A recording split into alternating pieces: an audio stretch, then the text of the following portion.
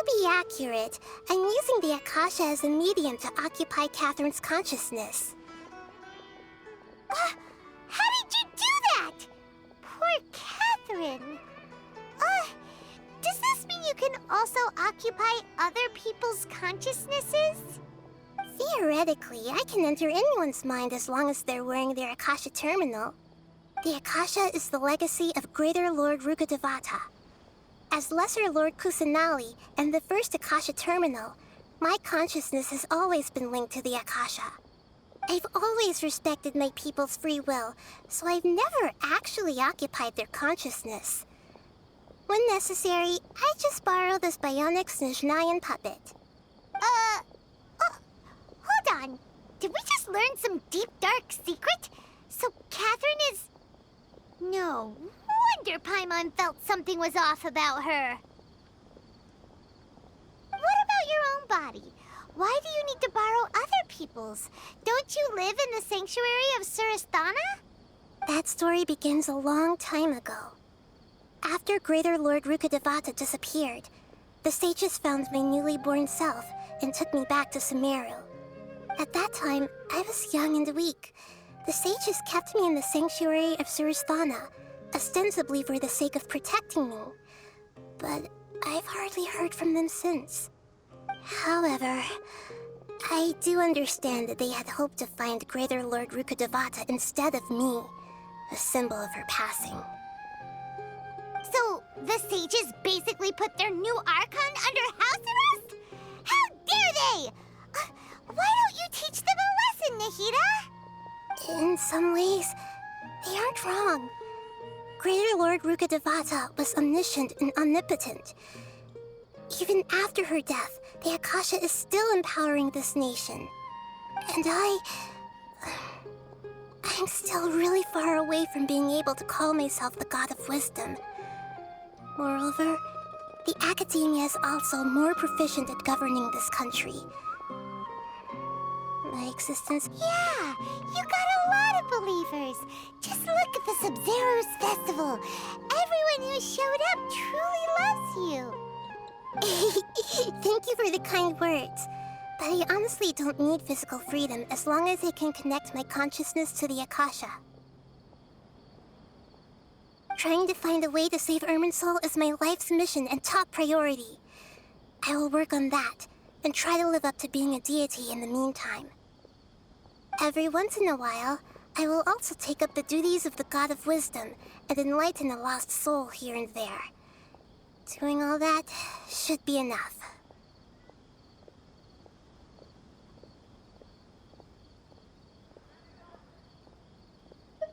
There's never been any big problems with the Academia's governance of Sumeru. This is the first time I've seen them step out of line. I wonder what caused them to go down this path, and what they hope to achieve.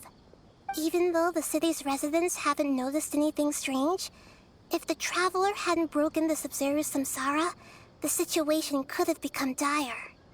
I tried to do some investigating in the Akasha, but I couldn't find anything suspicious. And all the people of interest seem to purposely avoid wearing their Akasha terminals. I think they're deliberately trying to hide something. Oh, that reminds Paimon. In Gandharvaville, there was a sage who had invited Tainari to join some kind of project. Could it be related? Regardless, I need to first investigate the sage's motives, make things right, and punish them if needed. But I'll have to be discreet, or they'll see me coming.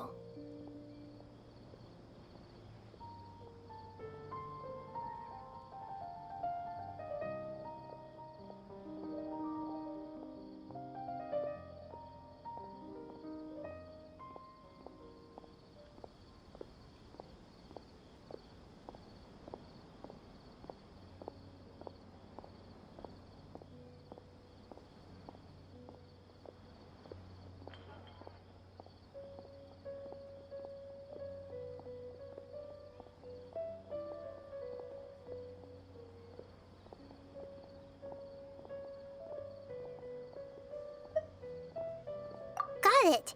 I hope my answers were satisfactory, seekers of knowledge. To To be honest, maintaining Dunyarzad's fading dream took a lot of mental energy. I think I may need to rest for a while. Oh, and you don't need to worry too much about the Sage's activities for now. The Akasha won't be able to conduct another project on the scale of the Sub-Zero Samsara in the immediate future. Go and get some sleep. Leave everything to us. What a relief. This is truly the most exhausting birthday I've ever had. Traveler? Paimon? Why am I here? Do either of you know? Maybe you were sleepwalking. You know you can't wake up a sleepwalker. We happened to walk by, so we thought we'd wait for you to wake up. I see. Huh. I should visit my maintenance personnel sometime. Oh, I'm fine. I better go. Thank you.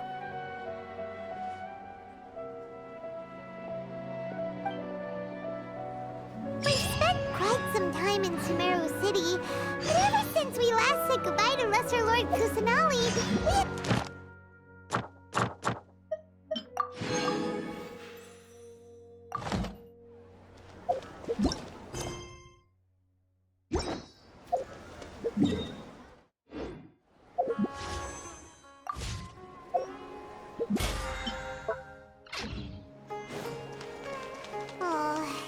we can't just keep waiting around like this. Let's go find Catherine and pick up some work so we can at least keep ourselves busy.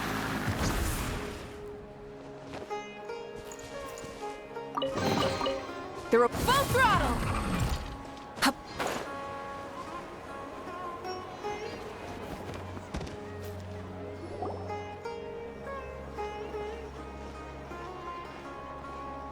Ad Astra Abyssosque.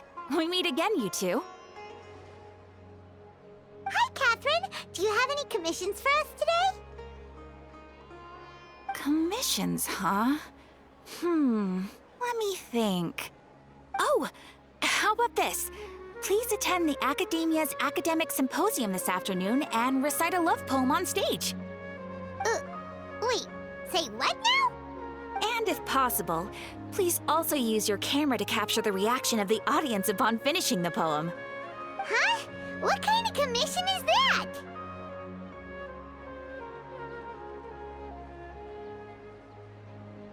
I see. It appears that you're not interested in this commission. In that case, please go to Port Armos and convince the Eremites there to spend some time volunteering at the local orphanage. Hey, that's not any better.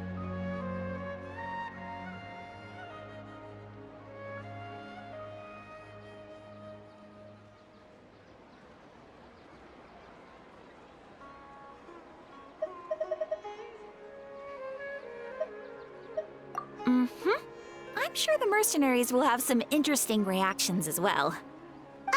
Paimon's gotta ask. Just who exactly has been submitting these commissions to the Adventurers Guild? Oh, the commissioner? Well, actually, I just wanted to see the two of you in action.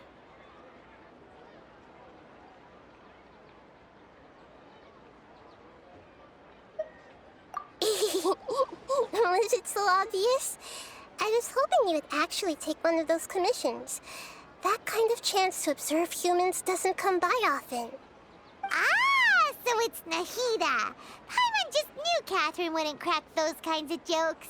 When did you get into her head? From when she said, Ad Astra Abyssosque? So it's been you this whole time? Are you done resting up, Nahida? Yes. I've been sleeping ever since we parted ways, and I even had a really, really long dream.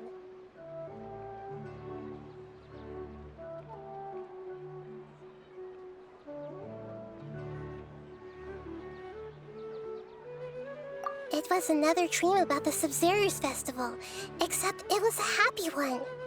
In my dream, I was sitting in the middle of a flower terrace, and everyone in Sumeru City was holding hands as they danced in circles around me. They danced round and round, and everyone looked really happy. I also got to sit on a gigantic flower carriage. Ferris, the Knight of Flowers, raised me really, really high above the ground, and I was throwing an endless amount of Yalda candies at the children. You know, Nahida, maybe your dream is how the Sub-Zero's festival really should be. It's meant to be a joyous time where everyone gets together to celebrate your birthday.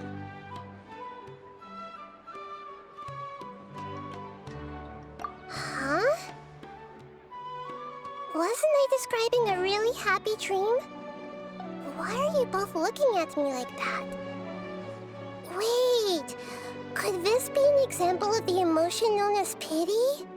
No, we aren't pitying you. That would only make everything worse. We just don't want you to feel too sad. By the way, have you had a chance to visit Dunyarzad? How's she doing? The Homiyanis haven't allowed any visitors after the festival, so we haven't been able to check on her. Yes, I paid her a visit right after I woke up. She was resting at the time. Her condition is stabilized. However, since Elazar is a manifestation of the withering on the human body, we can only cure it by finding a way to take care of Irminsul's own withering. But for the moment, our top focus should still be figuring out what the sages are up to and what they're planning. Right. Who knows what'll happen if they manage to pull off another scheme like the Samsara of the Sub-Zero's festival? So our first priority should be investigating and putting a stop to the sages' activities. As for how we should pull that off, let's discuss it somewhere else. There are too many adventurers around here. Oh, good point. Sorry, adventurers. We're gonna be borrowing Catherine for a little while.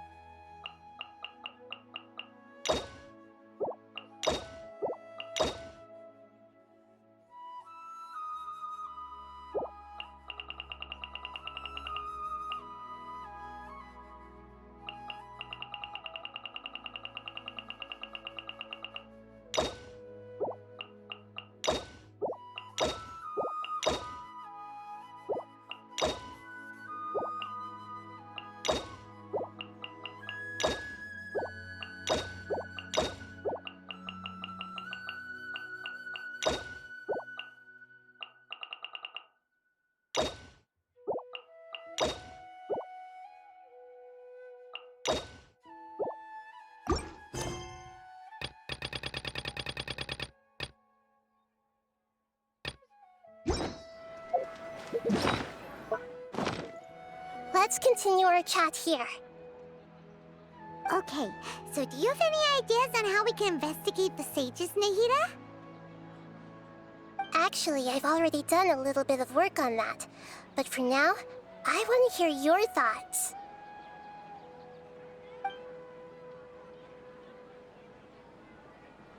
I've already tried that. But all the key members of the Academia, even the core of 30 guards, intentionally avoid wearing their Akasha terminals. It seems that from the very beginning, they've been guarding against info leaks from the Akasha. Of course, it could also be because they're wary of me. Have you already caught the sage's attention? I'm guessing not yet, but distrusting me would make perfect sense if they've ever paid attention to the urban legends about me. In any case, I probably can't take over their minds directly.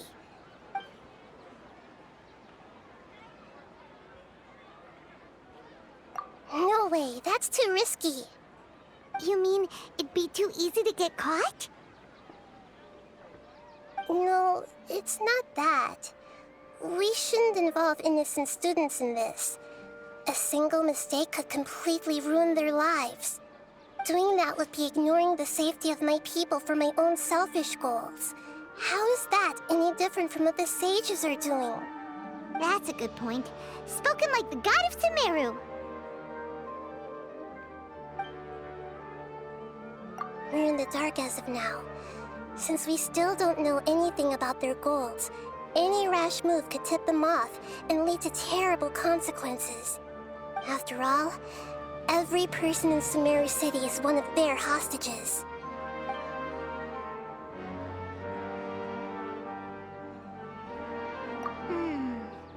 Are we really out of ideas? Nahida, you're super smart, so you already have something in mind, right? Don't keep us in suspense. Spill the beans already! According to a popular theory from the Vahumana Darshan of the Academia, rejecting impractical motions at the beginning of a planning session will give more weight to the actual proposal. Okay, but aren't you the god of wisdom? You don't have to use that kind of gimmick to make us take your ideas seriously. Well, I've been thinking that if I can't directly possess the leaders, and if I can't get ordinary people involved, then I should find someone who's already involved, but hasn't decided to side with the sages. You're saying we should recruit a spy? That does sound like it could work. Oh, before coming back, we met someone named Alhaitham. He seems like he acts alone, and he likes doing stuff behind the Academia's back. They probably aren't in cahoots. Actually, I already have someone in mind. Do you still remember that female scholar named Sataria? Sataria. Paimon remembers now. Isn't she the one who's always trailing behind the Grand Sage of the Academia? We ran into her basically every time the Sub-Zero's festival repeated itself. You could even say we're old enemies by now. Paimon still remembers the smug and mean way she always spoke to Nilou. I've always liked observing all kinds of people, and Sataria has always stood out from the crowd.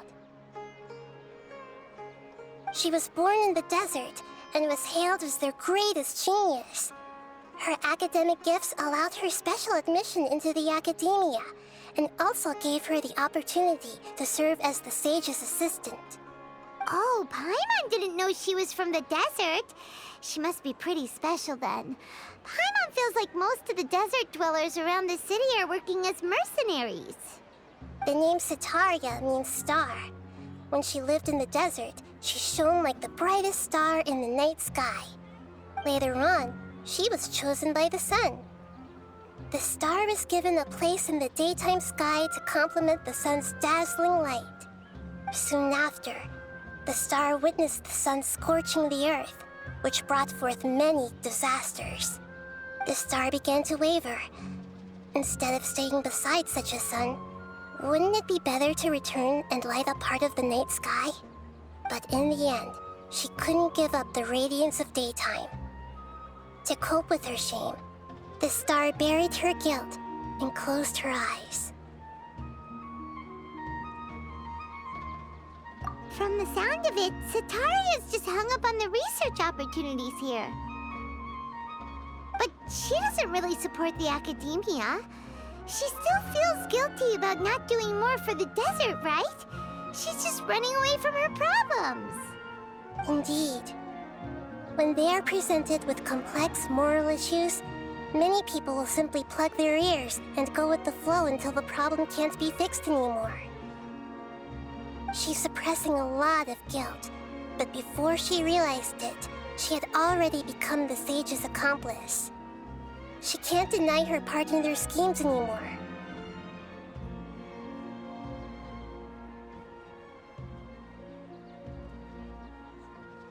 Right. We must somehow make her face her problems again. That way, not only can we get useful intel from her, but she can also use it as an opportunity to redeem herself. From my past observations, Sataria will take a day off from the academia every 10 days to do some shopping in the city. Tomorrow afternoon just happens to be a shopping day for her. That'll be our chance. To prepare, let's go check out some of her favorite spots and have a quick chat with a few of the vendors there.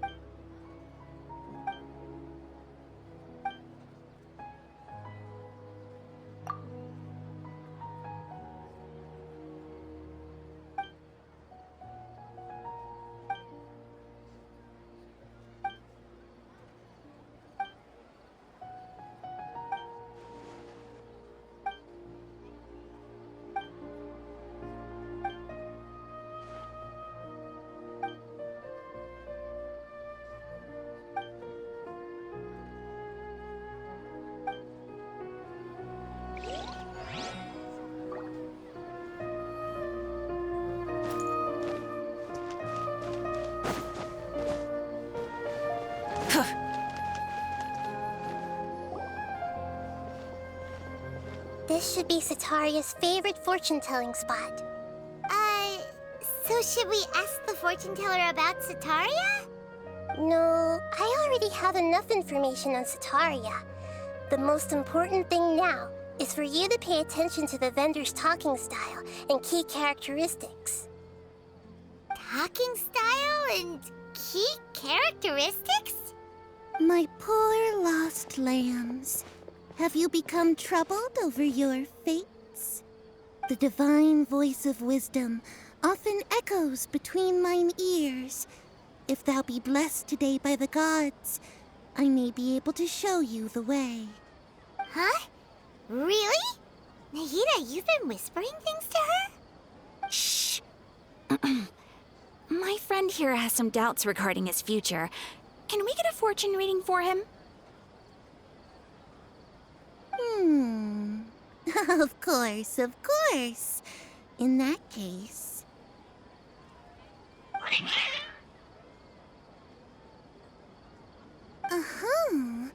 It would seem that Harut and Marut are quite wary of you.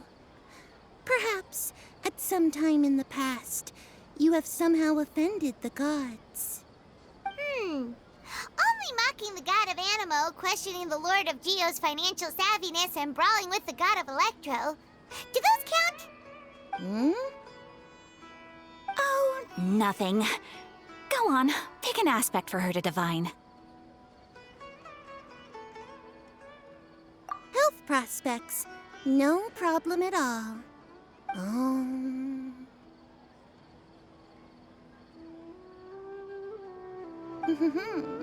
The gods have spoken. The truth shall be revealed. Your life shall continue on for many tens of thousands of years. Impossible. Harut, Marut, did you two spoil my divination? I've never read a fortune so absurd.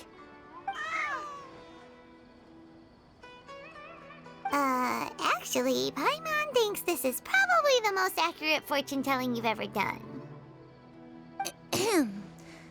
I admit that the orientation of today's celestial matrix is, suboptimal. As such, there will be no charge. Is that so? Well, that can't be helped. If you were to bring some food offerings for Harut and Marut on your next visit, perhaps they could help you reverse the wheels of fate.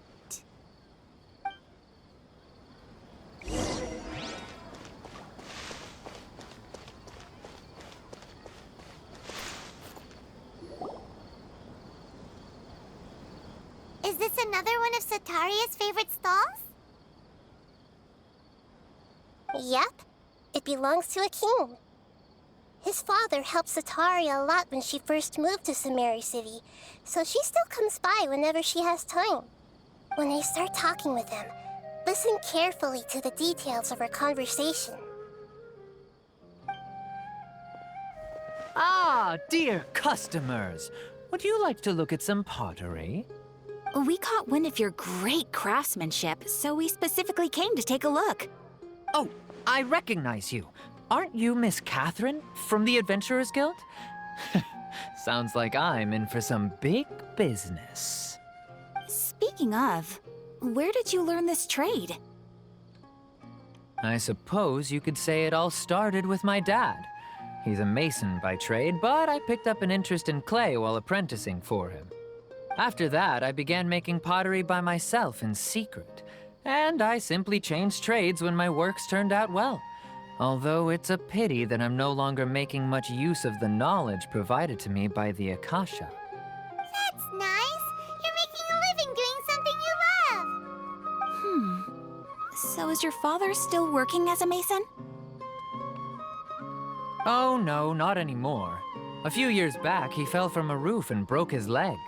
Since he had already saved enough mora over all these years, he's just enjoying the retired life in Port Ormos nowadays. I see. We wish him peace and happiness in his retirement. I'll have someone in charge of logistics at the guild come by another day for some goods. We'll leave you to it. Take care now. No problem. Rest easy, all our goods are sure to meet your every need.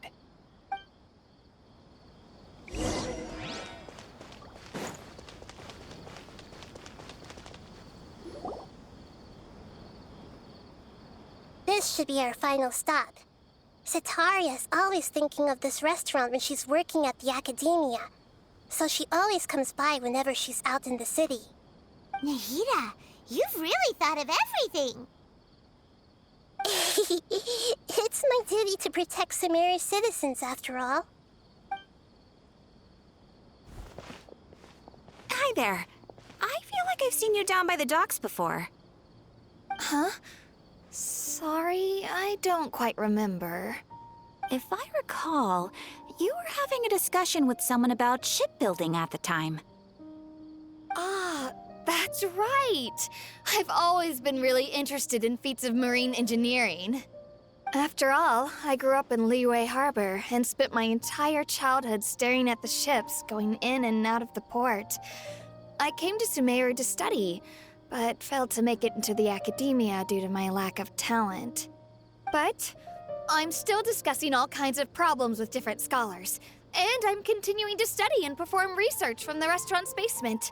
I'm sure I'll get to the academia after their next round of exams. What an admirable spirit for learning. Amazing! Sure, but you'll find hardworking people wherever you go. So this restaurant has a basement as well? Huh. First I've heard of it. That's right. It's not usually open to patrons. Most of the time, employees use it for breaks or to hold private events. I see. Guess that makes sense. Well, good luck with your studies, Miss Chishan. Thank you so much. As long as I can make it into the academia as an official student, I'll be happy.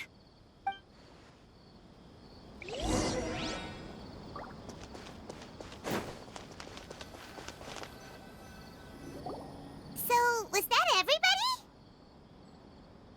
Mm-hmm. 3 familiar faces should be enough for Sitaria. What's the point of all the information we've collected?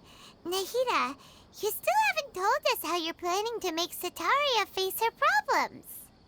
Sitaria is already used to avoiding her problems, so we must find a way to break through her usual sensibilities.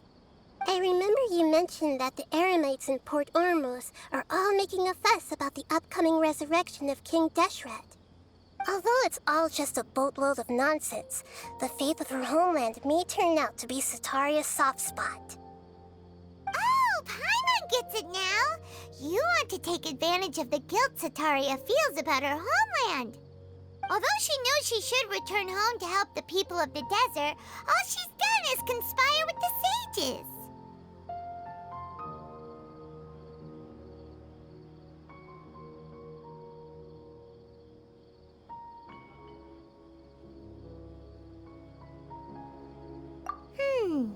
So how do we set that up?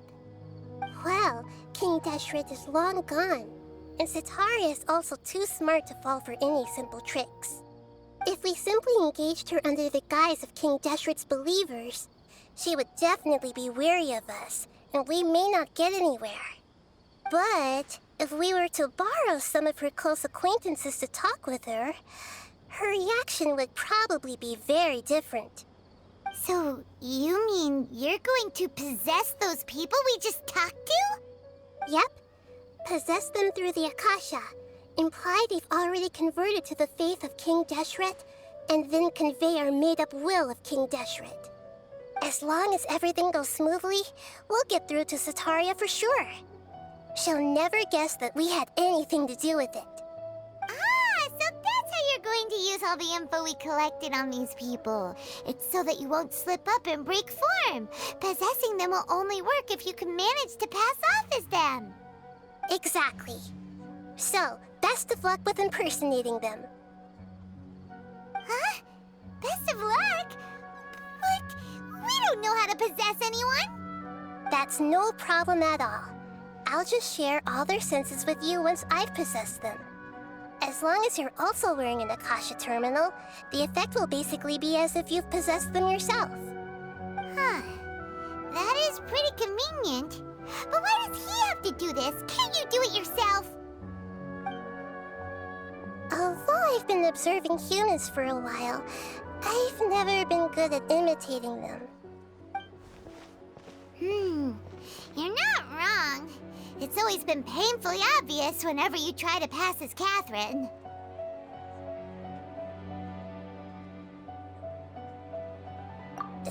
If it was at all possible, I would have preferred to leave these people alone.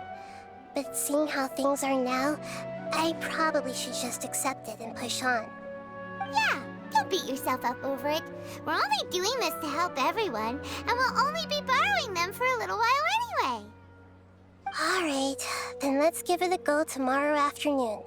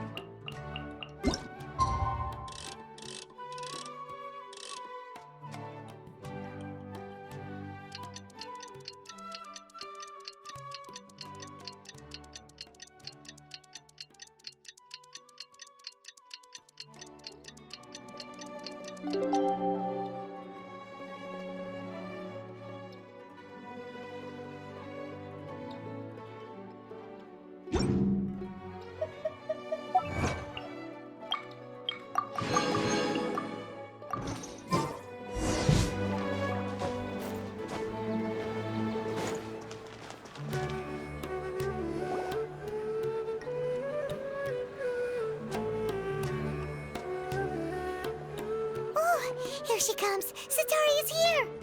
Let's quietly follow her. Once she starts talking to her acquaintances, we'll find a safe spot to begin possessing them. As for how we'll sway her to our side, I'll leave that to you. I trust you'll know what to say. Paimon's starting to feel kind of nervous. Okay, let's go. Looks like they've already started talking. Let's find a hiding spot and get started.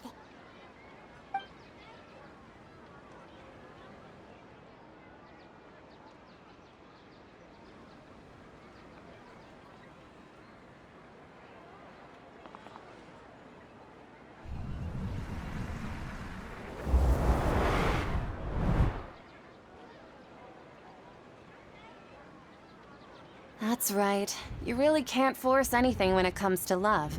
And besides, everyone around me has a very different background and outlook. Are you still listening to me, Nabia? Oh, of course I'm listening. You were talking about troubles with your love life, right? I heard everything you said. Okay then. You just seemed a little distracted for a moment there. Strange. Your cats seem pretty worked up. Is something wrong? I always thought they were quiet, happy kitties. Oh, what are their names again? Ah, that's right. They are just little darlings, aren't they? Harut and Marut. Ahem. So, which fortune do you want me to read for you today? You must have come for another echo of the divine voice of wisdom. I'd like to get another reading on my love prospects, but to be perfectly honest with you, I feel like I've been a real mess recently. A mess? Well, could you do a reading on how long it'll take me to finish my current project at work? I really just want to get it over with. I hear you. No problem at all. The gods will reveal the truth.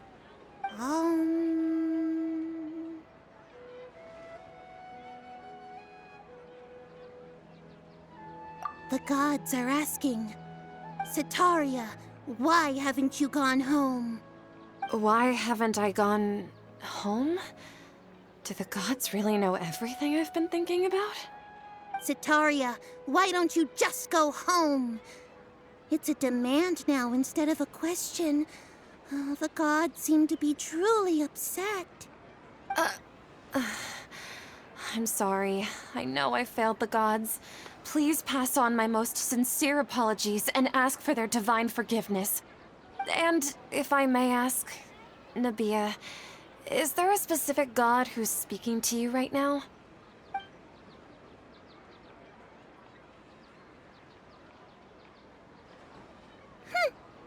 What an inconsiderate and naive question.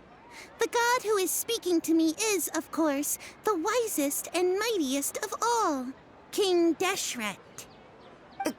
King Deshret? No wonder he would make such a demand of me. Wait a second. King Deshret passed away a long time ago. Even though news of King Deshret's resurrection has been spreading like wildfire, it's all just a misinformation campaign from the academia. How can King Deshret still exist in real life? What insolence! I am King Deshret's most loyal believer. Do you wish to refute his voice of wisdom? Oh, no. As a child of the desert, I am only reveling in his power upon learning that his divine glory has touched even this city. I will think very carefully about his demand of me. I'm sorry, I must go now. Wait!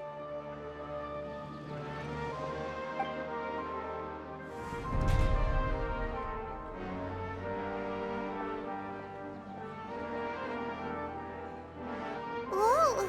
She just ran off in a hurry. She looked pretty upset, too. Well done. Setaria didn't seem to suspect anything amiss. To have something she's been trying desperately to avoid show up out of nowhere and berate her, that must have shaken her to the core. Aw, Nahida, it seems like you understand human emotions really well after all. All I know are some abstract Harava-taught theories. In any case, my time with you has shown a lot of them to be utterly useless. I'm still trying to make sense of everything. Anyway, enough of that. Let's hurry and catch up to Setaria. She's out of games now, right on cue. Let's get ready to...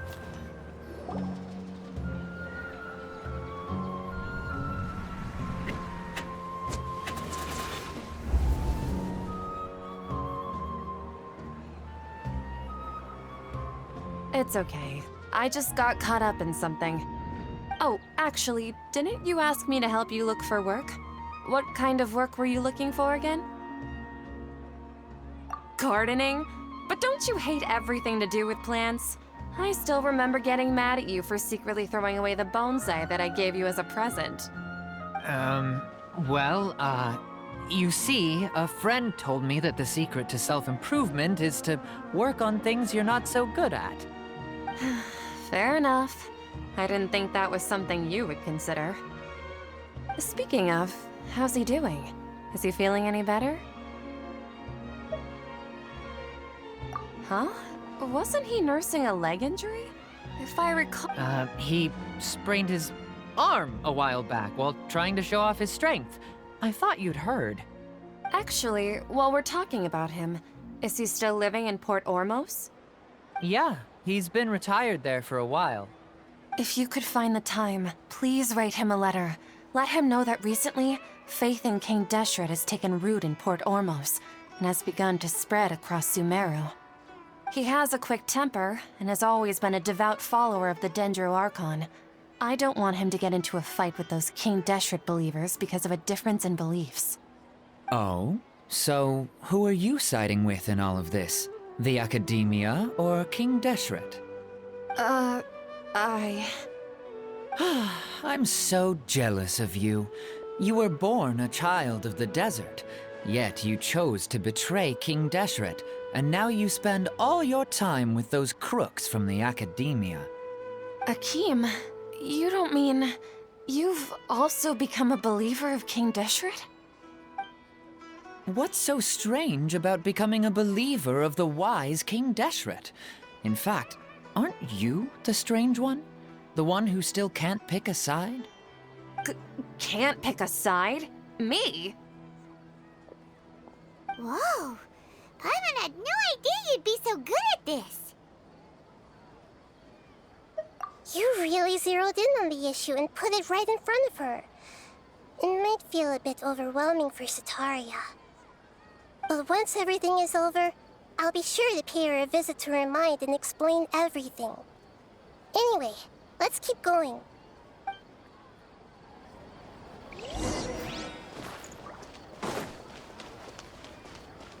Come on, Sataria!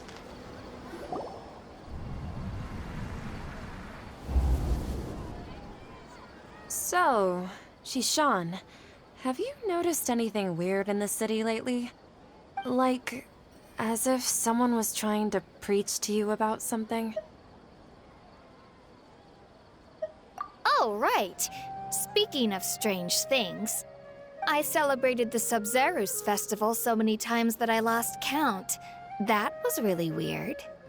Wait, how could you be aware of that? That should be impossible. Nothing in the report indicated anything like that. Are you still failing to realize that the Academia's lowly tricks could never deceive all of Sumeru's citizens? Shishan, don't tell me that you've converted to King Deshret as well. What an absurd question. You make it sound like I should be ashamed for becoming a believer of King Deshret. In reality, shouldn't you be the one who is ashamed? You, who works side by side with the Academia and treated people as nothing more than experimental subjects? Please, please stop! Even now, Sataria's still trying to run from her problems. She can no longer justify everything to herself. Hey, she's trying to talk to the guards! What should we do? This is the most important part of all. Quick, get ready. Mercenary, you're a member of the Corps of 30, correct? Please help me pass a message to the Matcha right away. The situation in the city is getting out of control. Please, try to remain calm, miss. Tell me what's happening in the city. Heretics are infiltrating the city, and they've already converted many residents to their side. Heretics? What kind of heresy are you talking about? King Deshret! Many people I know have suddenly started believing in him, but he's long dead. It's impossible. Miss Sataria, nothing is impossible. You know my name? King Deshret is immortal, and all who defy him will one day pay the price. You must face the truth, Sataria. You tread a treacherous path, and the longer you ignore it, the tighter the Academia's grasp on you will become, and the deeper you will be ensnared. Child of King Deshret, never forget that the desert that belongs to you lies elsewhere. what's so strange about becoming a believer of the wise King Deshret? In fact, aren't you the strange one? The one who still can't pick a side? What an absurd question. You make it sound like I should be ashamed for becoming a believer of King Deshret. Sataria, why haven't you gone home?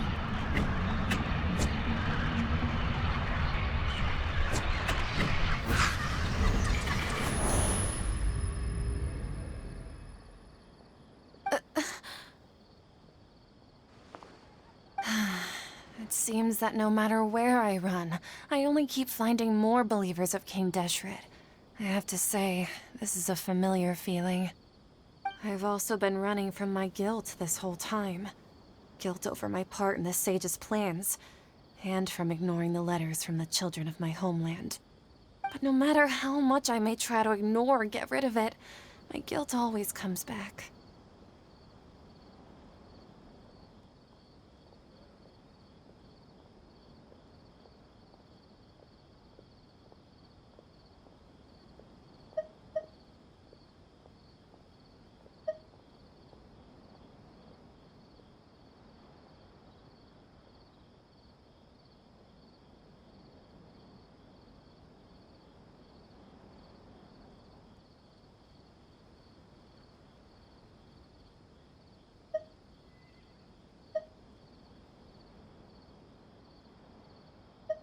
You won't necessarily lose your research opportunities by facing the truth. Besides, did you really want to conduct your research while carrying such heavy feelings of guilt? How do you know me so well? Are you truly just a believer of King Deshret?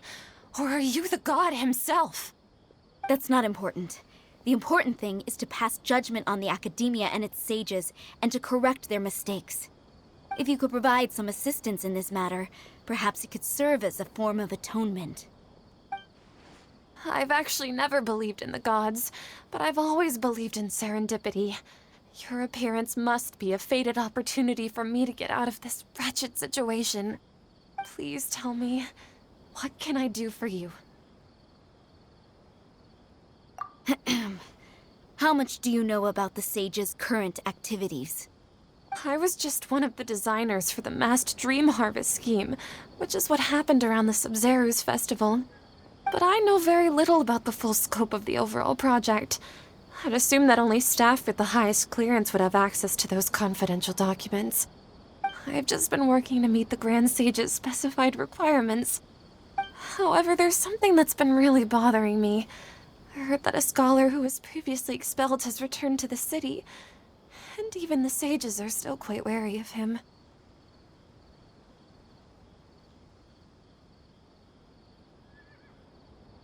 To fight against the academia, we will need to figure out the nature and the purpose of their work. Is there a way for us to get access to the confidential documents you mentioned? It should be possible if we're willing to take some risks. After all, I'm an assistant to the Grand Sage, and I've been working on many tasks outside of the project. One thing, though, I won't be able to transfer the documents to you through the Akasha once I get my hands on them. The sages have always closely monitored all activities within the Akasha. Let me see... let's use the most primitive method. Send someone to pick up the documents tomorrow evening at the Academia entrance. The academia entrance. Wouldn't that be too conspicuous? Don't worry about that. I assure you, this won't be a trap. I'm only suggesting this location because it'll draw more scrutiny for me to leave the Academia again. It'll be safest for me to distract the guards long enough to hand you the documents. All right, I trust you. So, if I were to successfully complete this task, would it mean I've atoned for my wrongdoings? That'll depend on the judgment of the Dendro Archon. The Dendro Archon. That's right. Her people are the ones we have endangered. As the God of Wisdom, she's also the one responsible for judging and guiding the scholars. Maybe it's time for me to find a god to believe in. Just as Nahida predicted, we've managed to bring Sataria to our side! The Traveler's execution was ingenious. He's the one who deserves all the praise. Well, Now that we've made plans to meet again tomorrow evening, all we can do is pray for Sataria's mission to go off without a hitch. Pray? But if we're going to pray to the gods, aren't we just praying to you? God of wisdom and guardian of the scholars? No. The truth is the true guardian of scholars. I've always believed that. Anyway, let's meet again tomorrow evening at the Adventurers Guild.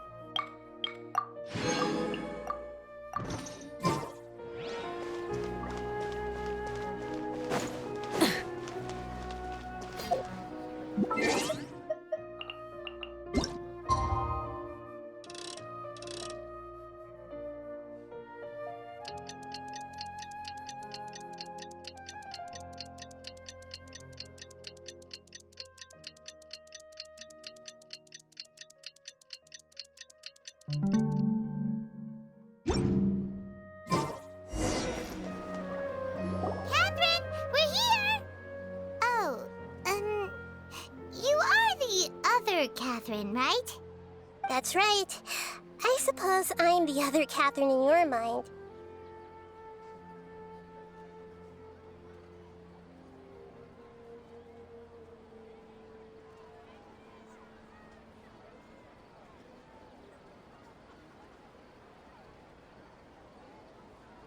Shh! We're on a secret mission tonight, so we need to protect Catherine's identity. Yep, Paimon's right. We cannot fully rule out the chance that the meetup tonight is just a trap. If something were to happen, my existence may be the only trump card we'll be able to play. After all, the Academia should still be unable to confirm the existence of my consciousness in the outside world. Yep, exactly. Just what Paimon was thinking.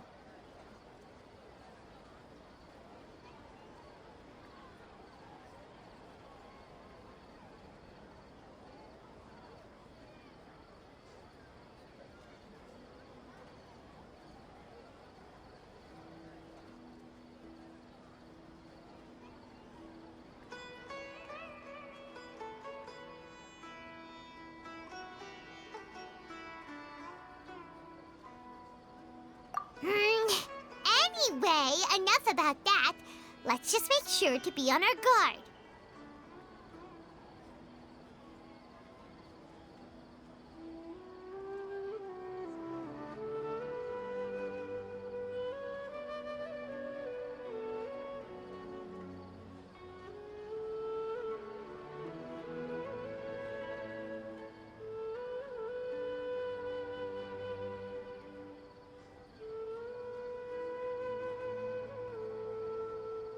Off?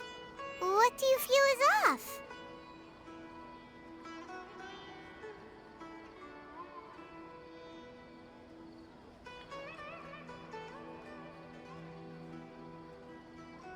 It's the middle of the night. Of course it's quiet. You're not getting paranoid, are you? No, I think he's right. It really is a lot quieter than usual.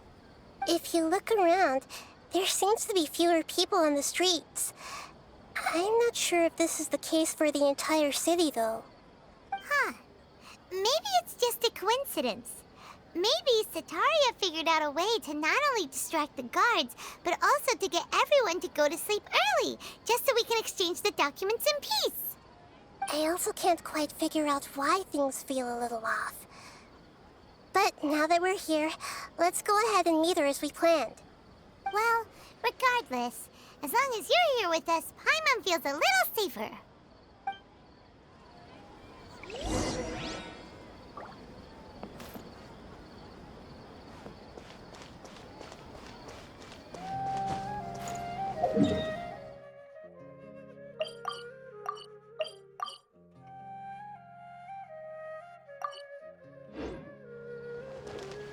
with the sun!